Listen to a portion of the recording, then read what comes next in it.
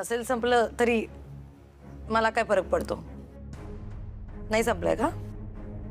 जाऊ दे. मी आत्ता इथे आली आहे प्रेरणा आणि अजित मधला प्रॉब्लेम डिस्कस करायला. त्या दोघांचा काय प्रॉब्लेम? तुम्ही सगळ्या कपलनी ना भांडण्याचा ठेका घेतलाय.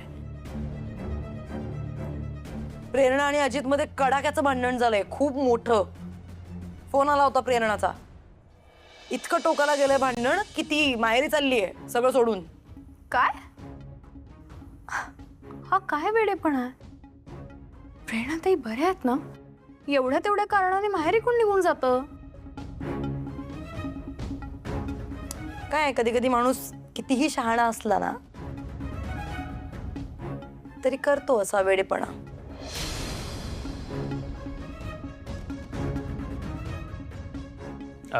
तुम्ही समजवलं नाही का त्यांना?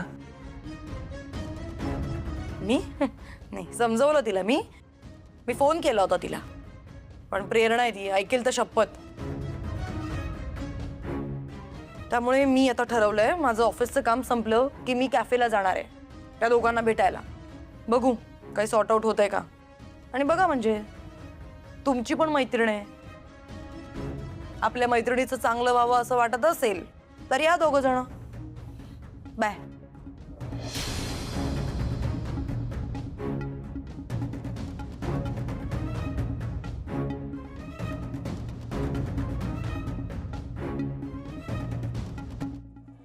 झालं ना? झाली ना सगळ्यांसमोर इज्जत काढून?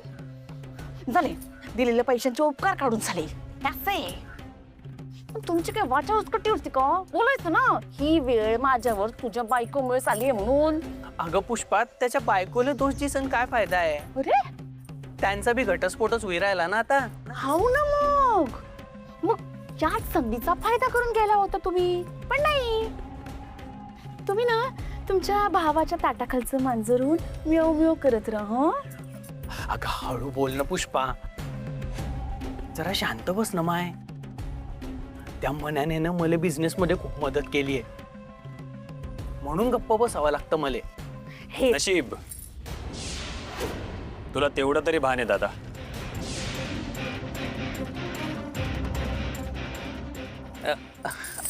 अरे मने, तू अडी कधी आला? पुष्पे, हा मी दुकानात जातो.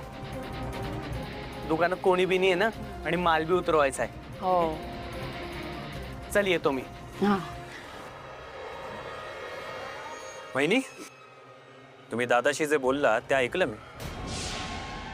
आत्ता माझी खात्री पटली, हे जे काय घडतंय ना ते तुमचं कारस्थान आहे.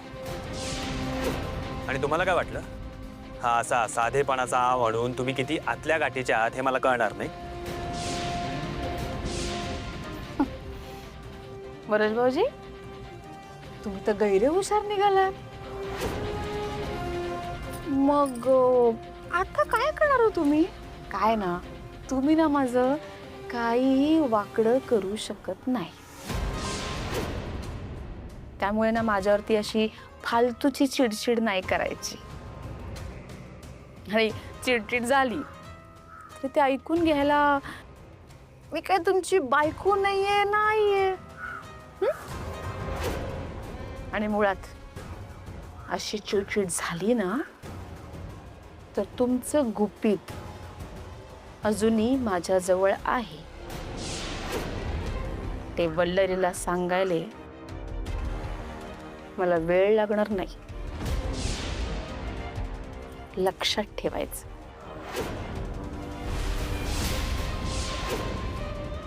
कसलं गुपित वहिनी?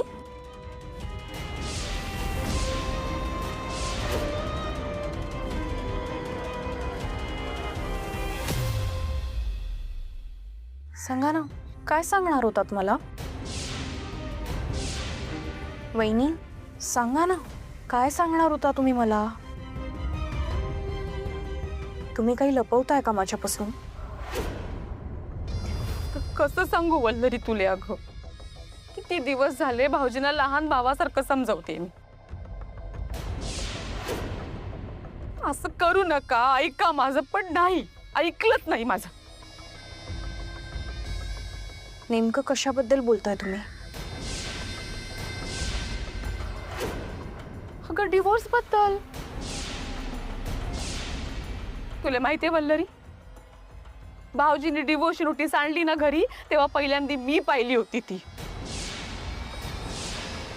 त्यांना किती समजावतीये मी, भाऊजी असं नका करू, सही नका करू त्याच्यावरती, इतकी चांगली बायको आहे तुमची, नका डिवोर्स देऊ तिला. पण यांचं म्हणणं म्हणजे मला नकोय वल्लरी आता आयुष्यात. आई ऐकतच नाही माझं काही. आता मी काही बोलणार नाही बाई, माझं तोंड दिसेल ना बोलले की. तुम्ही दोघं बोला एकमेकांशी आणि निस्तारा बाई हे सगळं. मी नाही काही बोल.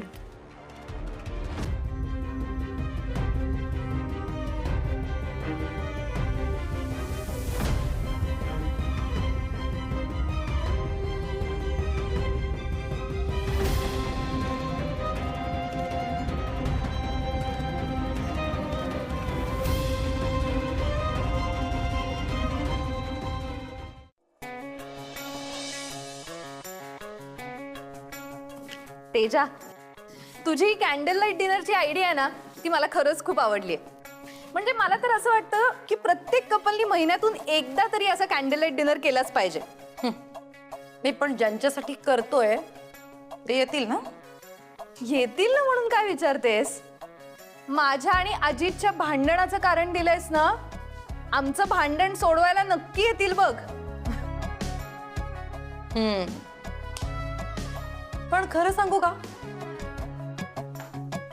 हे असं छान सजवलंय सगळं, हे बघून मला असं वाटतंय की आत्ताच्या आत्ता हर्षितला बोलवून घ्यावं इथे आणि छान डिनर डेट प्लॅन करावी. अगं मग बोलवून घे ना हर्षितला. तुमच्या दोघांचा डिनर इथेच प्लॅन करूया आपण. चालेल. नाही नको, काही गरज नाहीये. का? का म्हणून काय विचारतोयस? नाही, आपण जर सतत आपल्याच मित्रमैत्रिणींसाठी असे कॅन्डल लाईट डिनर प्लॅन करत बसलो तर कस्टमर्स कायमचेच यायचे बंद होतील. बिझनेस बुडेल ना आपला, त्यामुळे नको.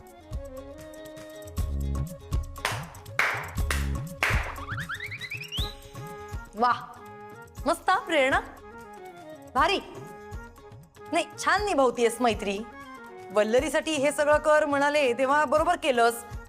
काही कंप्लेंट न करता, तेव्हा तुझं नुकसान होणार नव्हतं बिझनेसचं. आणि आता माझ्यासाठी करायचं म्हटल्यावर लगेच बिझनेस बुडणार आहे का तुझा? मस्त बघतोयस ना अजित, तुझी बायको कशी छान निभावते मैत्री. अजित बघतोय ना माझी प्रिय मैत्रीण कशी चिडली आहे ते. तेजा, तू ना क्यूट दिसतेस चिडल्यावर, म्हणून मुद्दाम चिडवलं तुला. काय गो?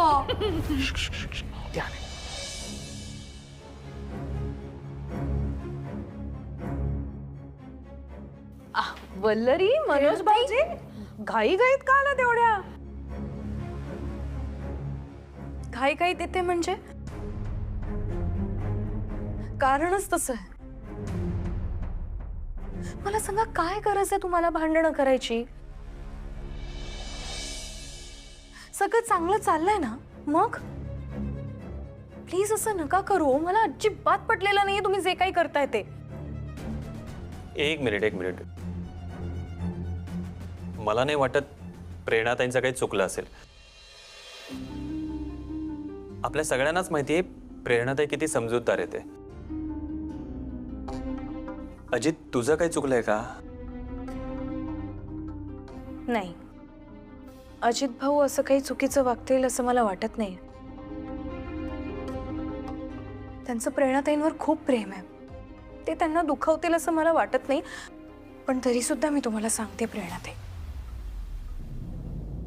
नवरा बायकोच्या नात्यामध्ये भांडणं होत असतात. हे बघा, प्लीज हे वाद मिटवा आता. उगाच ताणू नका विषय. आणि कितीही मोठं भांडण असलं तरी बोलून सोडवता येतच ना. एक्झॅक्टली. एक मिनिट, तुम्हाला दोघांना आम्हा दोघांची इतकी काळजी का वाटतीये? नाही म्हणजे नवरा बायकोच्या नात्यात भांडणंही होतातच, ती फार ताणू नयेत. किंवा भांडणं झाली तर ती बोलून सोडवता येतात, हे सगळं कळतंय ना तुम्हाला? मग तुम्हा दोघांमध्ये जे काही वाद झालेत ते मिटवताना ही बुद्धी कुठे जातीये? यांचं कसं आहे माहितीये, सगळं कळतंय पण वळत काहीच नाहीये. आणि आमच्यात काही भांडण झालेलं नाहीये. काय?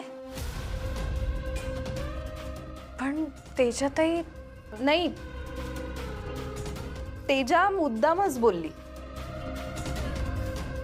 कारण तिने असं काहीतरी कारण दिलं नसतं तर तुम्ही दोघं एकत्र इथे आलाच नसता. हे बघा, आम्ही तिघांनी मिळून तुमच्यात जे काही प्रॉब्लेम्स आहेत ते सॉल्व्ह व्हावे म्हणून ही डिनर डेट ठरवली तुमच्यासाठी.